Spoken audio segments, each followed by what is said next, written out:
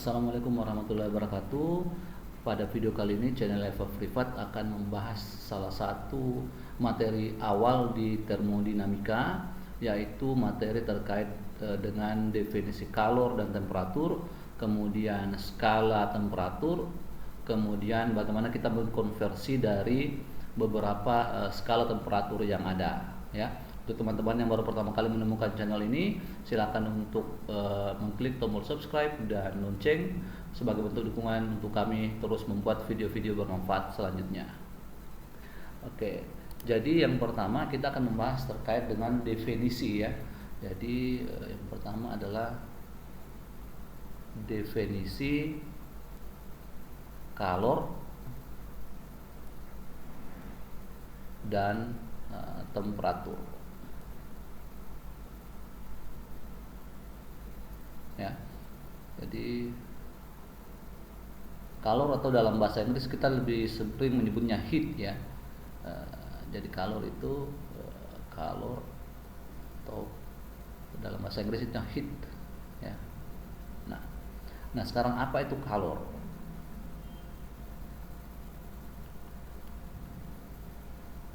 Ya, jadi kalor sebenarnya adalah salah satu bentuk energi. Salah satu bentuk energi, ya. Jadi sama dengan istilah kalau ada bentuk energi yang lain, misalkan energi kinetik, ya. Jadi ini kalau misalkan, ya, kita mengenal energi kinetik,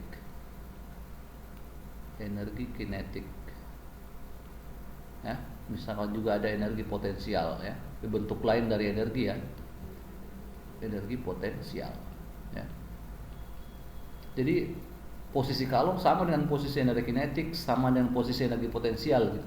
Bahkan kita bisa mengkonversi dari kalor menjadi energi kinetik, atau sebaliknya dari energi kinetik menjadi energi kalor, dari kalor menjadi energi potensial, atau sebaliknya dari energi potensial menjadi energi kalor, ya. Contoh misalkan untuk yang ada sebuah sistem, ya, misalkan ada mobil, ya, atau balok bergerak, gitu, ya.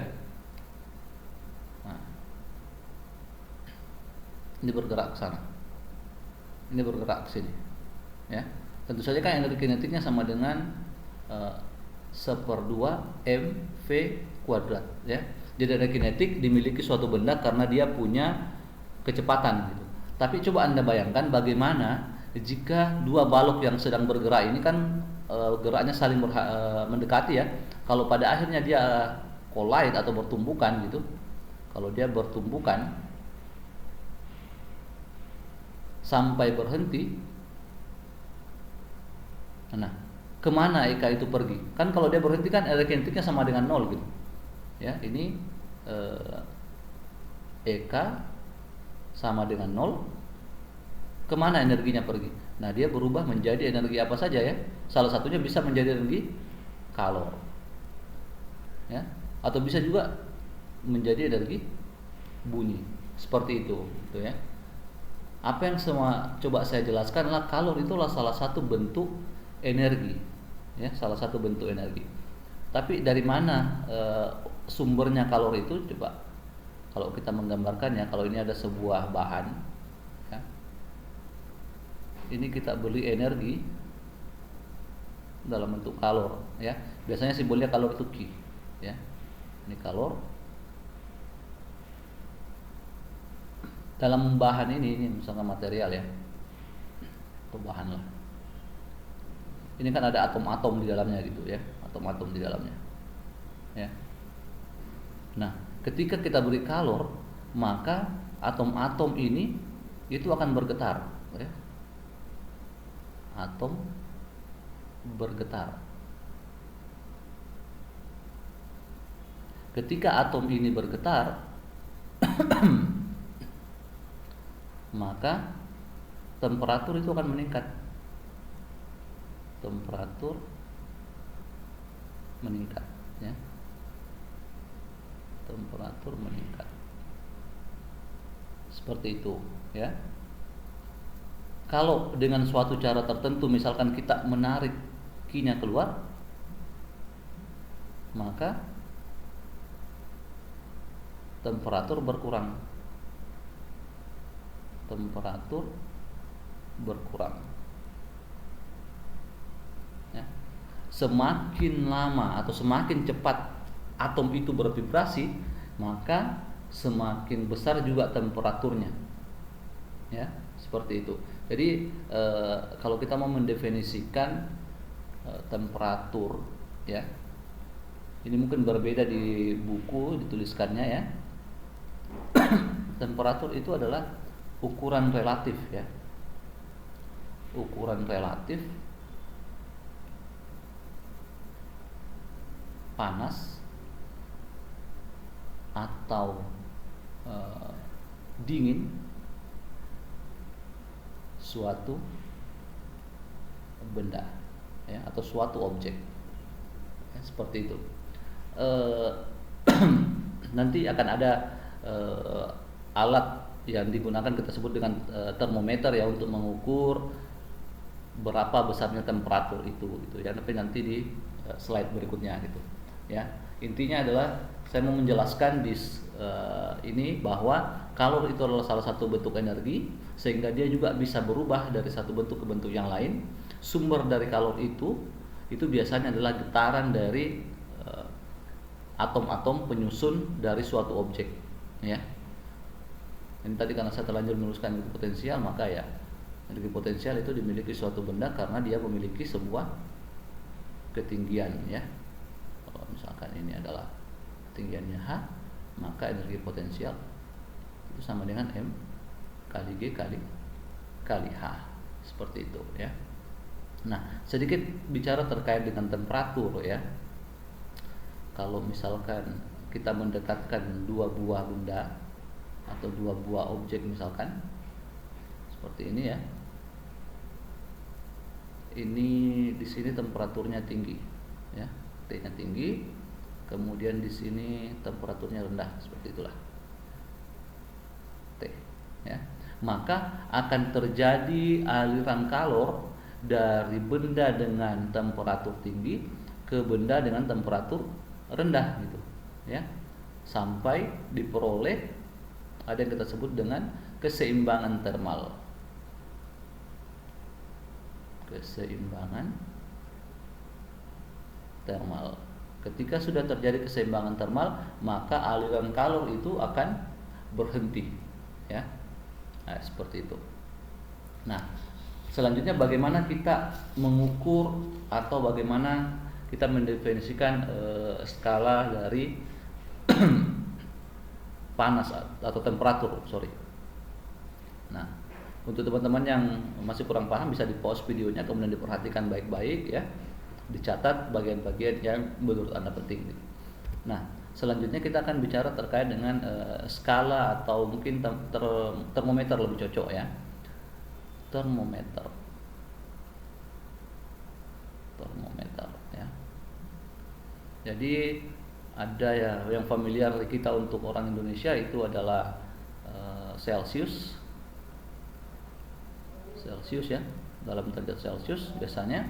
Kemudian kalau United States itu atau Amerika itu lebih sering pakai Fahrenheit, ya, Fahrenheit.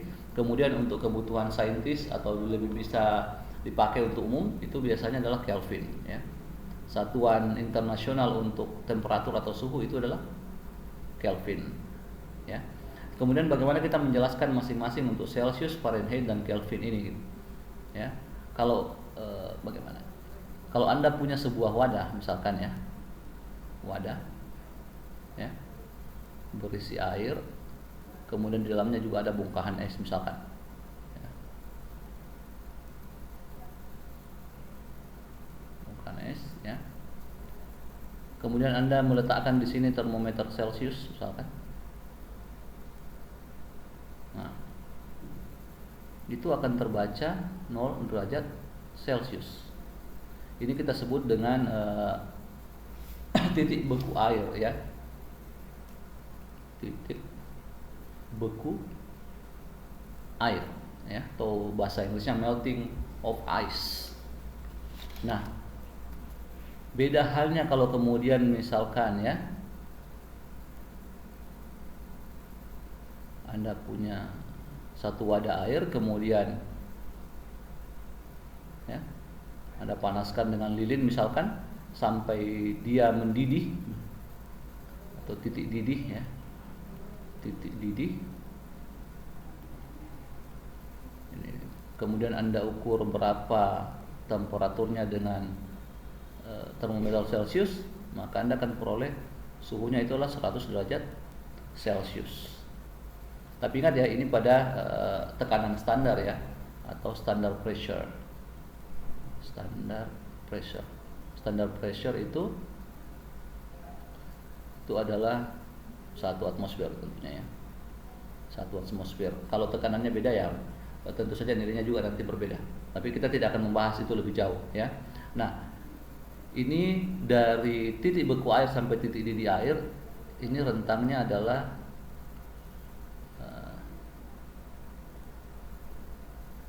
100 derajat Celcius ya. Nah, kalau kita menggunakan Fahrenheit untuk mengukur di situasi ini ya, misalkan untuk titik beku air, tidak usah saya gambarkan lagi, titik beku air ya, Anda akan peroleh nilai 32 derajat Fahrenheit.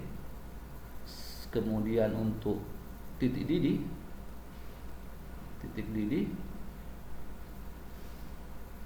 Anda akan peroleh nilai 212 derajat Fahrenheit di titik didih air ya.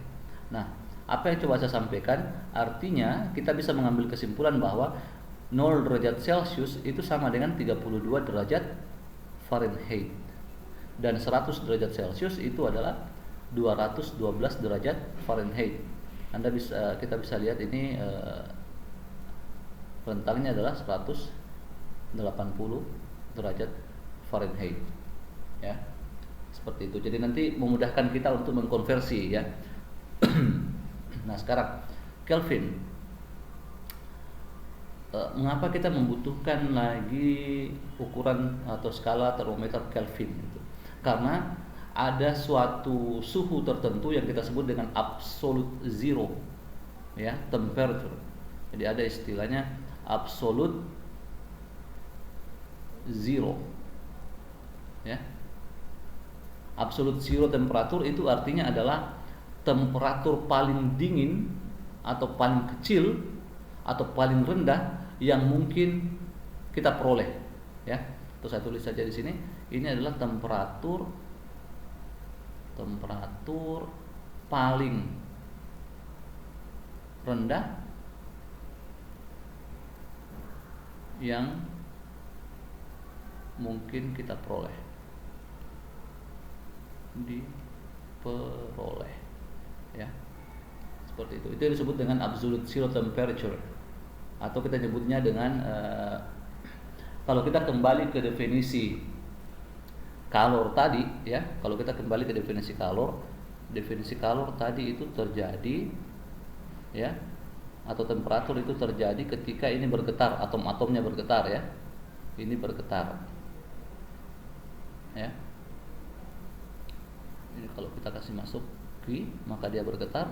Tapi kalau kita keluarkan Q-nya, maka dia menjadi semakin lambat ya. Semakin lambat sehingga ketika Anda cukup mampu untuk membuat atau menarik Q-nya keluar sampai atom-atom itu tidak bergerak lagi, ini diperoleh hanya ketika Anda punya objek, kemudian atom-atom ini itu kemudian tidak lagi bergetar atau tidak bergerak ya, tidak bergerak, makanya kita peroleh absolute zero. Absolute zero itu didefinisikan sama dengan T sama dengan 0 Kelvin ya, bukan oke ini ya, salah dulu kelihatannya seperti oke tulisannya. Itu adalah 0 Kelvin, ini 0 Kelvin. 0 Kelvin ini setara dengan minus 273,15 derajat Celcius ya. Tapi biasanya untuk memudahkan hanya ditulis 273 ya, minus 273 gitu. Artinya apa? Kalau T-nya sama dengan 0 derajat Celcius, berarti kita tinggal tambah saja ya. Berarti 273,15 Kelvin. Atau kalau pada saat air mendidih 100 derajat Celcius, maka tinggal tambah 100 lagi, berarti 373,15 Kelvin. Ya, seperti itu konversinya gitu. Yang penting di sini sebenarnya adalah absolute zero itu adalah temperatur paling rendah yang mungkin diperoleh. Ya, pada saat keadaan atom-atom suatu objek itu tidak bergerak. Ya, Anda tidak mungkin memperoleh temperatur secara teori lebih dari 0 Kelvin atau kurang dari 0 Kelvin. Ya. Yang terakhir kita akan bicara terkait dengan skala atau konversi ya. Konversi skala temperatur ya. Sebut saja seperti itu ya. Tadi kita sudah bicara terkait dengan 3 ya. Jadi misalkan kita konversi dari Celsius ke Kelvin ya. Sebut saja seperti itu. Kemudian kita balik lagi Kelvin ke Celsius. Kemudian ada juga Fahrenheit ke Celsius. Kita balik lagi juga ada Celsius ke Fahrenheit. Yang terakhir mungkin ada Kelvin ke Fahrenheit ya.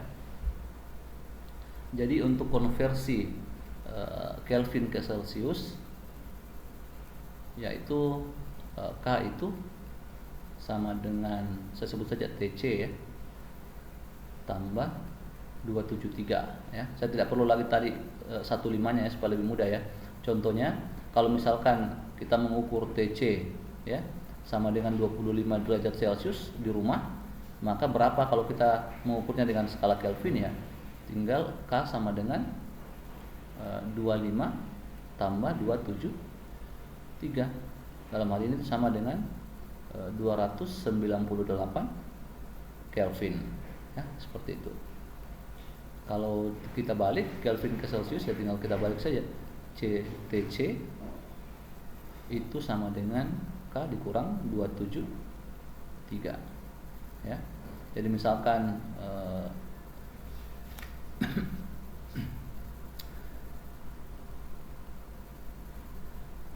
permukaan matahari misalkan ya 5800 Kelvin ya. Berapa TC-nya?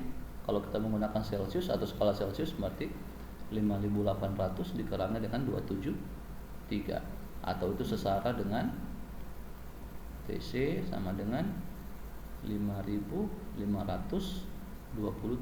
derajat Celcius ya, seperti itu. Bagaimana pula untuk, saya sebut saja ini TF ke TC ya. Untuk kebalik ini TC karena F ke C ya sama dengan 5/9 TF dikurangi dengan 32. 5/9 tadi datangnya dari 100/180 ya rentangnya ya. Kalau misalkan suatu temperatur dalam Fahrenheit ya, misalkan Anda berada di United States gitu, dikatakan suhunya adalah 104 derajat Fahrenheit. Berapa dalam TC ya? TC sama dengan 5/9 dikali dengan 104 dikurangi dengan 32 atau 5/9 dikali dengan 104 kurang 32 ini kan jadinya 72 ya. Pas angkanya nih, 72 dengan 9 8, 5 kali 8 ini 40 derajat Celcius ya. Jadi 104 derajat Fahrenheit itu sama dengan 40 derajat Celcius ya. Kalau ini berarti tinggal kita balik saja ya. TF itu sama dengan 5/9, 5/9 kita balik berarti 9/5 ya. 9/5 TC tambah 32 ya. Sehingga kalau misalkan nilai TC misalnya minus 5 derajat Celcius, maka TF itu sama dengan 9 per 5 dikali minus 5 tambah 32 ya. Ini sama dengan 23 derajat Fahrenheit ya, seperti itu. Sekali lagi, sebagai bentuk dukungannya, teman-teman dipersilakan untuk subscribe, like, dan komen ya, serta klik tombol lonceng untuk memastikan teman-teman tidak ketinggalan video-video bermanfaat kami berikutnya. Selanjutnya adalah misalkan untuk konversi dari Kelvin ke Fahrenheit ya. Misalkan ada suhu K-nya 150 Kelvin ya, ini berapa TF ya. Sederhananya boleh langsung atau boleh juga dari Kelvin dulu ke Celsius, TC maksudnya, kemudian dari TC menuju TF, seperti itu ya. Saya mau menggunakan yang pertama saja gitu ya. K ke TC dulu, berarti TC sama dengan 150 kurang 273 ya. Berarti TC sama dengan minus, ternyata ya, minus 123 derajat Celcius ya. Kemudian pakai yang ini, TF sama dengan 9 per 5 TC tambah 32. 9 per, angkanya mungkin kurang bagus hari ini ya, harusnya mati. Oke, dikali minus 123 tambah 32 ya. Ini hanya tinggal dikali-kalikan dan menggunakan kalkulator. Kalau tepat menggunakan kalkulatornya atau hitungannya, itu sama dengan sekitar minus 189,4 derajat Fahrenheit ya. Jadi demikian 3 materi yang kita bahas, yaitu terkait dengan definisi kalor dan temperatur, kemudian kita bicara skala temperatur atau jenis-jenis termometer, dan yang terakhir kita bicara terkait dengan konversi skala temperatur atau konversi termometer. Untuk teman-teman yang merasa video ini bermanfaat, sebagai bentuk dukungannya kepada kami, silakan klik tombol subscribe, like, dan komen. Assalamualaikum warahmatullahi wabarakatuh.